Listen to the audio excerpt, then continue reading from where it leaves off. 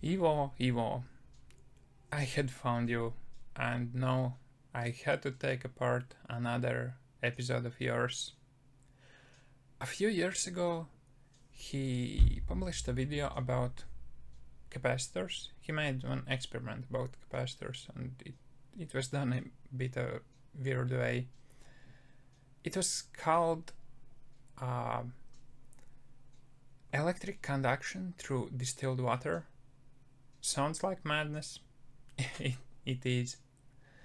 By the way, if you did not saw my previous episode about him, be sure to check it out. It is like a introduction to Master IVO. So, first he states that he will present a breakthrough in understanding of electric fields. And here we might just ask, is that a breakthrough for him or for us as a humanity?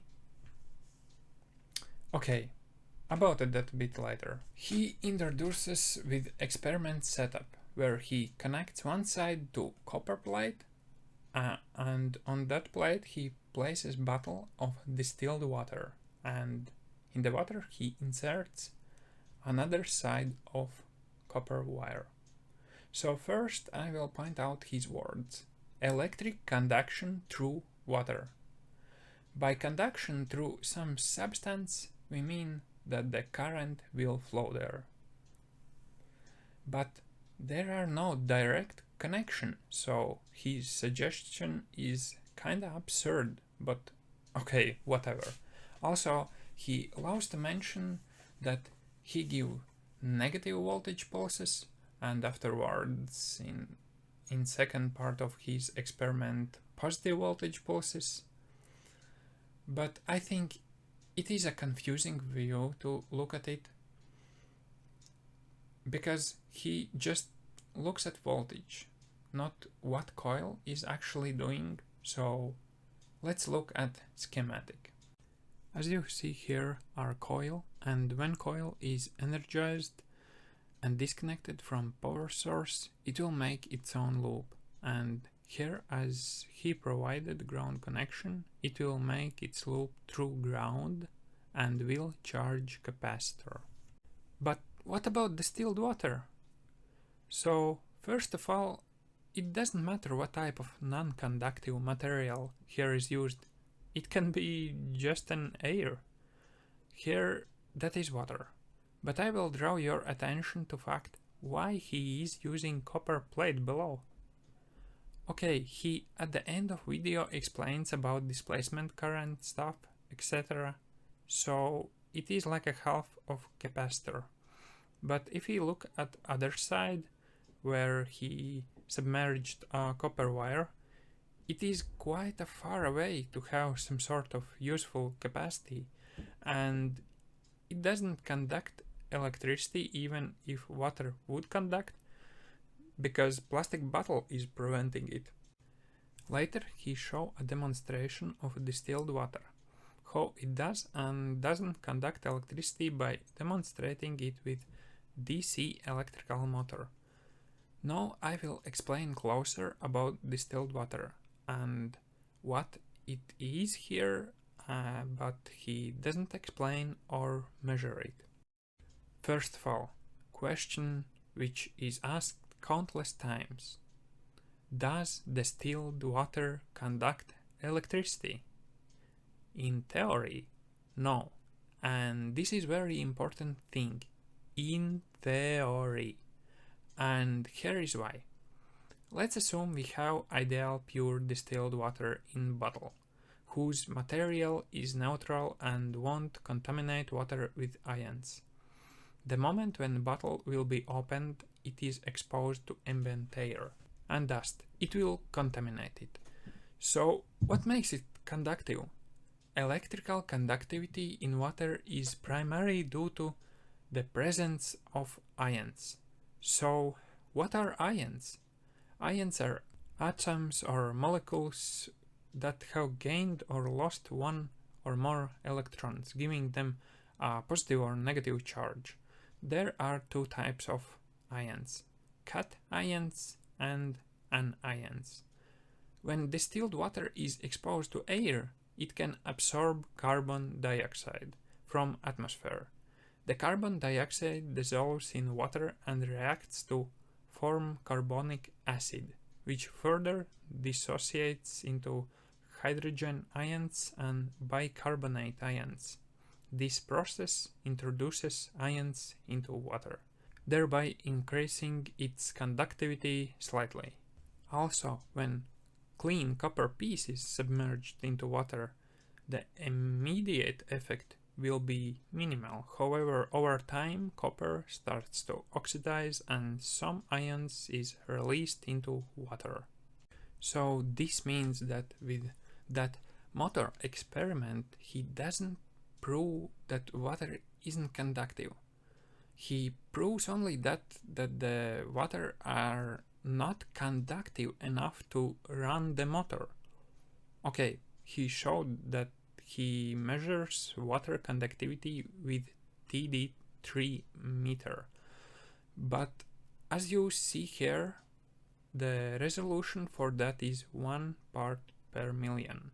So everything that comes below that won't be detected, and that means water can be conductive. Why IVO isn't using a scope to check the water? I bet that he would see voltage here. So what changes here is resistance. We can simplify this to resistor in series with capacitor. Water is a resistor. The other plate of capacitor is bottom of bottle.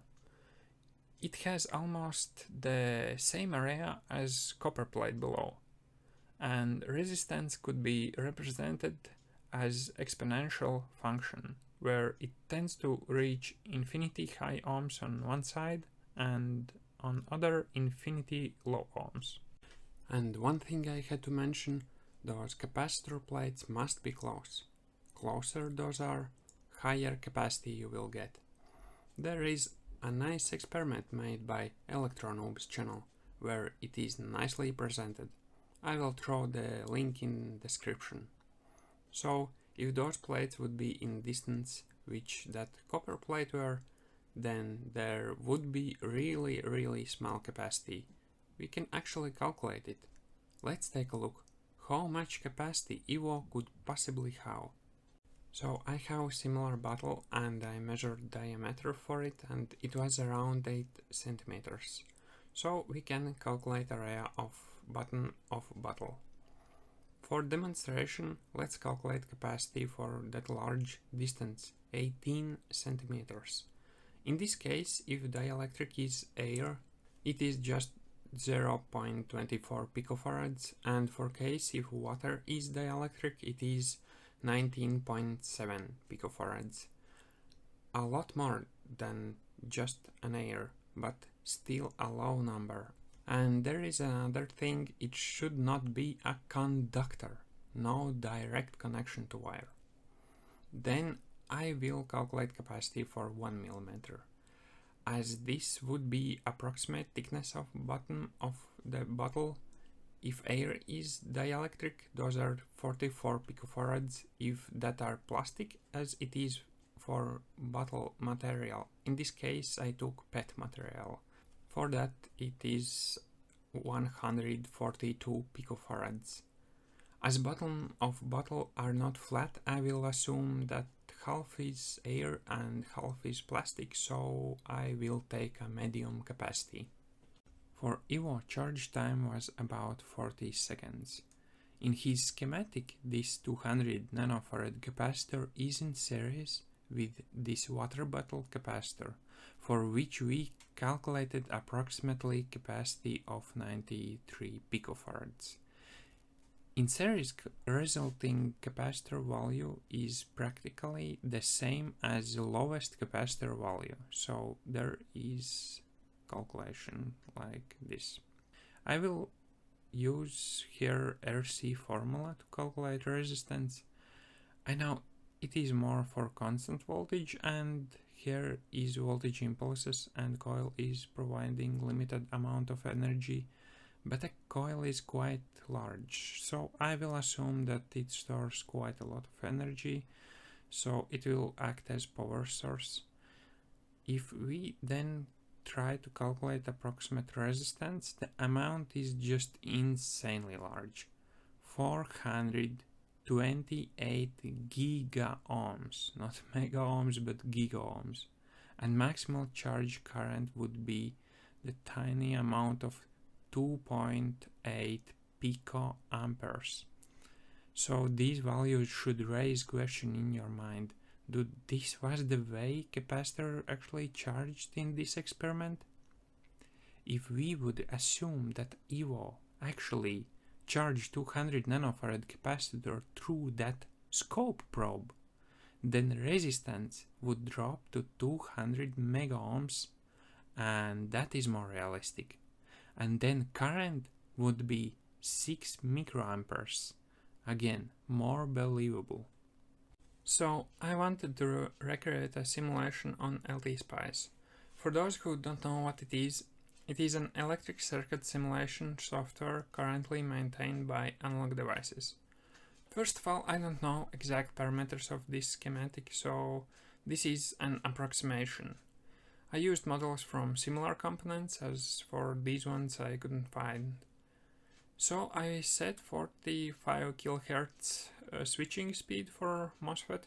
Supply voltage are 62 volts. I set coil to 100 millihenries, but I could be wrong. But anyway.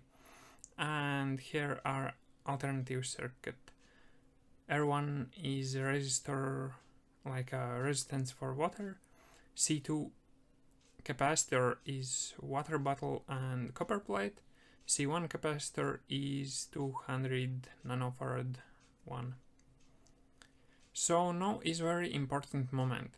I will show how I found that stuff that talks against the IVO experiment.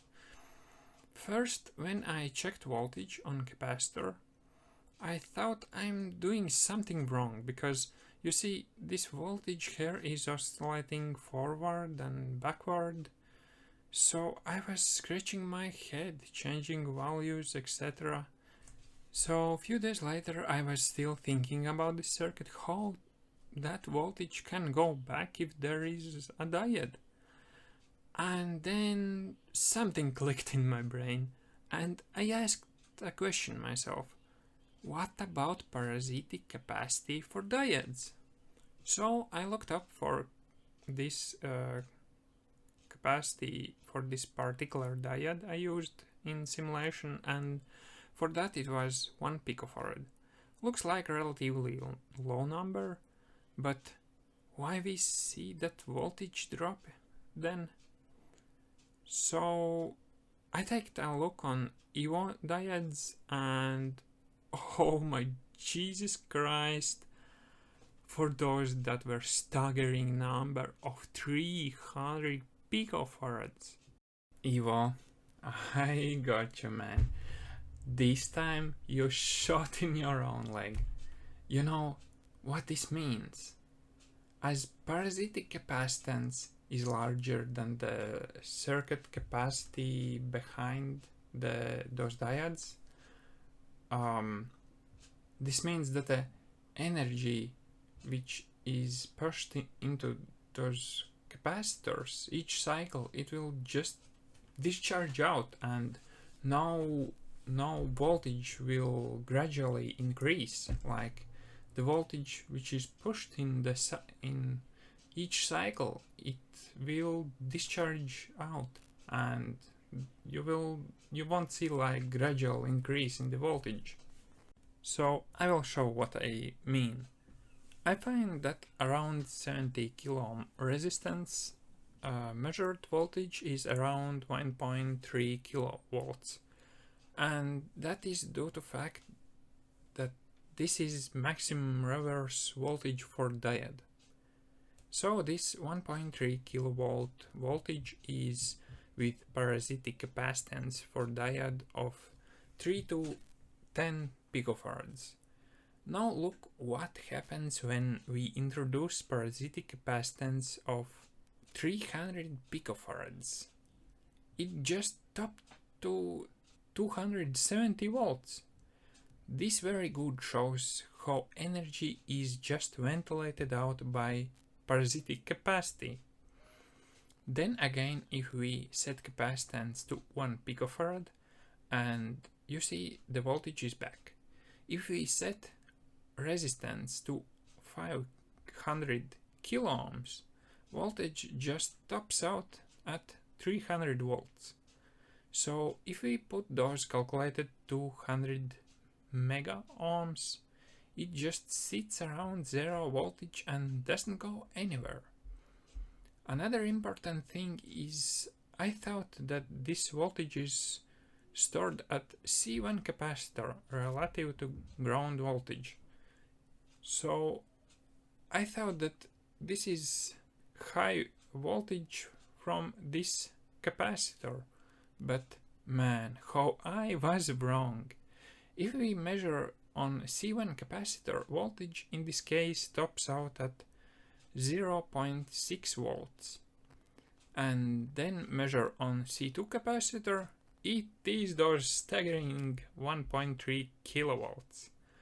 On a split second I thought there is something wrong, but it isn't. Do you know why we see this large voltage on small capacitor instead on large one? This is due to this formula. Charge on capacitor is equal capacity times voltage. So if capacity drops, voltage grows. And as these capacitors are in series, they charge equal amount of charge. It's like two buckets. One is thick, another is thin. Fill the same amount of water, and for thin one, height of water column will be higher. If Ivo had those 1.2 kilovolts on his capacitor, how much he would have on that water bottle capacitor then? Let's divide these capacities to get the difference. That would be 2150 times. Then we multiply 1.2 kilovolts with that number and got staggering number of 2.58 megavolts, millions of volts.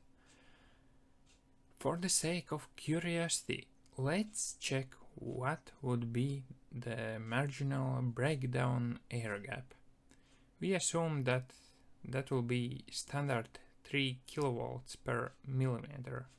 So we divide the numbers, and those are 86 centimeters. If that would be the case, then it would discharge on nearby objects long time before it reaches that high voltage. And you know what this means for Ivo experiment? That this is another very strong evidence that this experiment is faked all along. But my dear audience, this is not at all. I noticed some weird fluctuations on his oscilloscope during his measurements. Look at here. That voltage must be stable during capacitor charge, but it fluctuates like a water. You know when these fluctuations happen? Usually when circuit is influenced by someone. Usually voltage will fluctuate similarly if you touch scope probe or change some parameters nearby which influence it. I strongly suspect that he actually is manually cranking up that voltage by turning some kind of potentiometer. Like, look at here, at the end of capacitor charge. Ivo by himself states that capacitor charge slows down, but we see some very strange occurrences here. It seems to gain some speed on split second and fluctuate more on some moments, almost like he's influencing voltage booster circuit. So, my conclusions. He's deliberately explaining capacitors in confusing view.